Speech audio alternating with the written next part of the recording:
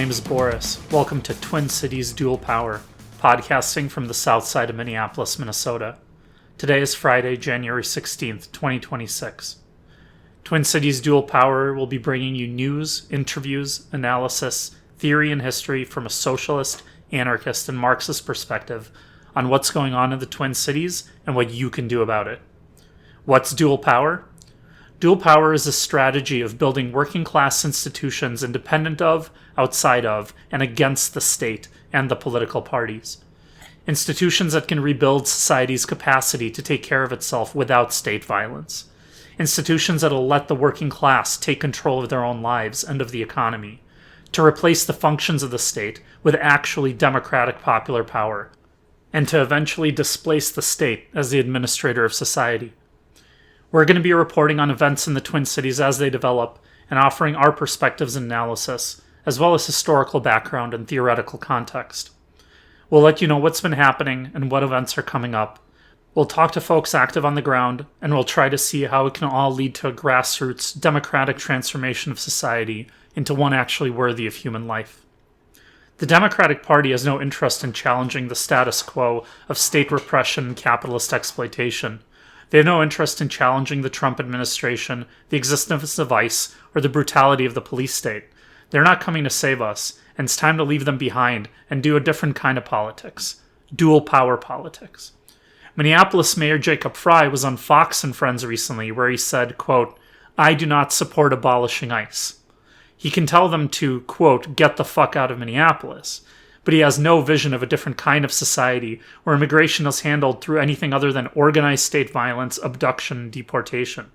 His police department arrested 29 people last weekend at a noise demonstration in downtown Minneapolis outside a hotel ICE agents were staying at.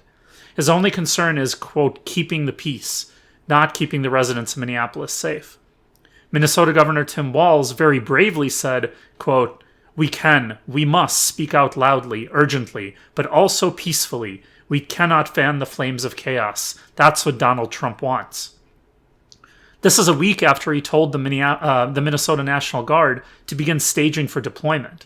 If he calls them out, it'll be the second time he sends them into Minneapolis to protect the cops from the resistance of the population. And the population is resisting. After ICE officer Jonathan Ross stepped in front of Renee Good's car to justify killing her, people have been activated all over the Twin Cities. They've been out doing ICE Watch, 3D printing and distributing whistles, and restarting mutual aid networks to help those affected by ICE abductions. Another shooting took place this Wednesday, the 14th, in North Minneapolis. DHS claims an ICE agent was wrestling with a man on the ground outside his home when two other people came out and started hitting the agent with a shovel and a broom handle. They claim the agent then shot the man in the leg in self-defense. But a Facebook Live video tells a very different story, showing a woman on the phone with 911 saying that ICE had been chasing her husband for half an hour and that he ran inside the house and closed the door, at which point an ICE agent shot through the door and hit him in the leg. This is into a house that had multiple children inside. Here at Twin Cities Dual Power, we believe the words of the residents of Minneapolis over the cops, who make it their profession to lie early and often to justify their brutality. See the link in the video in the show notes for context. In response to the shooting, ICE and MPD came out in force. While trying to lock the scene down, ICE managed to throw a flashbang grenade into a car with a dad and 6 children who happened to be in the area before flooding the car with tear gas. A 6-month-old infant who was in the car reportedly stopped breathing and was taken inside a nearby house. The infant was breathing but unstable when firefighters showed up shortly after to bring them to the hospital. This is what we're dealing with. ICE snatching people waiting at bus stops with their kids, tackling high schoolers during school dismissal, tear-gassing babies. Of course, when any actual resistance comes out, ICE runs away. People flooded the intersection North Minneapolis where the shooting happened once word got out. The ICE officers fled the scene and MPD was left to cover their retreat. However, ICE left several vehicles, which protesters promptly raided, finding supplies, equipment, and documents detailing agent names, hotel information, and operational plans. These were shared online almost immediately. The people who came out to protest ICE violence were local community members, young and old, of all colors. These aren't paid actors, agents provocateur, or outside agitators. But there are real outside agitators on the loose. An attention-seeking reactionary fascist named Jake Lang is coming to town from Florida tomorrow, Saturday the 17th. He's a January 6th defendant who was pardoned by Trump, a virulent Islamophobe, and a candidate for Senate in Florida. He's coming to Minneapolis to host a so-called March Against Islamification, which plans to meet at City Hall in downtown Minneapolis at 1 p.m. and march to Cedar Riverside. The Facebook event has a post from the event organizers incorrectly stating that Minnesota is an open carry state, meaning one can freely carry a gun in the open without a permit. So anyone planning on protesting this event should be very cautious. And there are plans to protest it. Originally, 4 groups were reportedly going to be responding. Indivisible, a liberal anti-Trump group, was supposedly going to host a silent protest at City Hall, but appears to have called it off. They're now urging people to stay home and ignore the fascists. Don't give them the attention they want, under the mistaken assumption that starving them of attention would somehow deflate them. But that's absolutely not how fascists work. They see a lack of response as fear or agreement with their positions. They want people to be afraid and to stay home. The only way to show them that we're not afraid of them is to come out and let them see how many more of us there are than there is of them.